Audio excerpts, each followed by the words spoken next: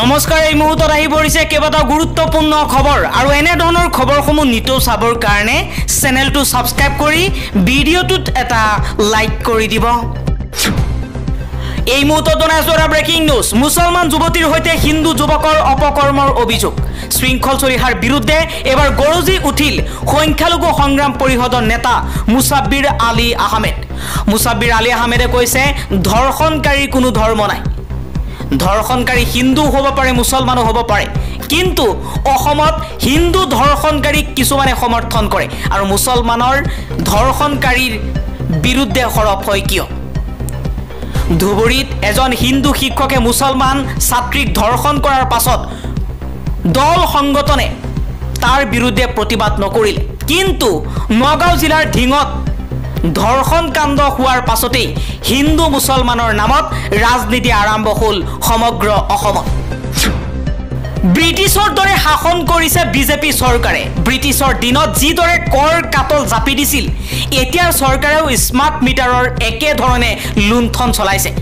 ৰাইজৰ দলৰ নেতা ধৈৰ্য কোঁৱৰে এইবাৰ বিজেপি চৰকাৰৰ বিৰুদ্ধে স্মাৰ্ট মিটাৰৰ বিৰুদ্ধে সৰব হৈ প্ৰতিবাদ সাব্যস্ত কৰিছে।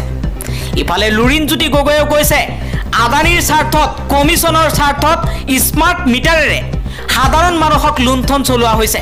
স্মাৰ্ট মিটাৰৰ বিৰুদ্ধে প্ৰতিবাদ কৰি অজাপৰ সভাপতি লুৰিণজ্যোতি গগৈৰ এই মন্তব্য। কেৱল কমিছনৰ অংকত সাধাৰণ জনতাৰ মূৰৰ স্মাৰ্ট মিটাৰত বুজা জাপি দিছে বিজেপি চৰকাৰে। হিমন্ত বিশ্ব শৰ্মাই স্মাৰ্ট মিটাৰৰ জৰিয়তে সাধাৰণ জনতাক শোষণ কৰিছে। স্মাৰ্ট মিটাৰৰ বিৰুদ্ধে বিজুলী ভৱনত প্ৰতিবাদ সাব্যস্ত কৰি এই মন্তব্য কৰিছে ভূপেন কুমাৰ বৰাই।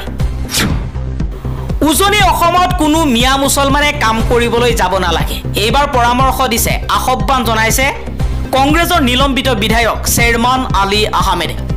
চেয়াৰমান আলী আহমেদে কৈছে উজনিৰ মানুহে আপোনালোকক বিচৰা নাই, সেইবাবে মিয়া জনগোষ্ঠীৰ সকলোকে মই আহ্বান জনাইছোঁ, আপোনালোকে অনাকাংক্ষিতভাৱে তালৈ নোযোৱাটো উত্তম। আপোনালোক অসম আৰু ভাৰতৰ বাহিৰলৈ কাম কৰিবলৈ যাওক, কাৰো লগত যুদ্ধ কাজিয়া কৰাৰ দৰকাৰ নাই। লগতে চেয়াৰমান আলী আহমেদে কৈছে উজনিলৈ যোৱাৰ সলনি বিদেশলৈ যাওক, শ্ৰমিক হোৱাৰ সলনি IAS ডাক্তৰ ইঞ্জিনিয়াৰ হওক। মিয়াৰ প্ৰসংগত এই মন্তব্য কৰিছে, মিয়া জনগোষ্ঠীক লৈ এই মন্তব্য কৰিছে কংগ্ৰেছৰ নিলম্বিত বিধায়ক চেয়াৰমান আলী আহমেদে। সোণাপুৰৰ কচুতুলিৰ উচ্ছেদ সন্দৰ্ভত গুৱাহাটী উচ্চ ন্যায়ালয়ৰ গুৰুত্বপূৰ্ণ ৰায়দান। ম্যাদী পট্টাৰ ভূমিত চৰকাৰে বন্ধ ৰাখিব লাগিব উচ্ছেদ। জিলা আয়ুক্তক ম্যাদী পট্টাৰ নথি পৰীক্ষাৰ নিৰ্দেশনা আদালতৰ। এক ডাঙৰ খবৰ জনাই আছো, ট্ৰাইবেল বেল্ট গঠন হোৱাৰ আগতে থকা লোকক কৰিব নোৱাৰিব উচ্ছেদ। সোণাপুৰৰ উচ্ছেদ সন্দৰ্ভত গুৱাহাটী উচ্চ ন্যায়ালয়ৰ গুৰুত্বপূৰ্ণ মন্তব্য।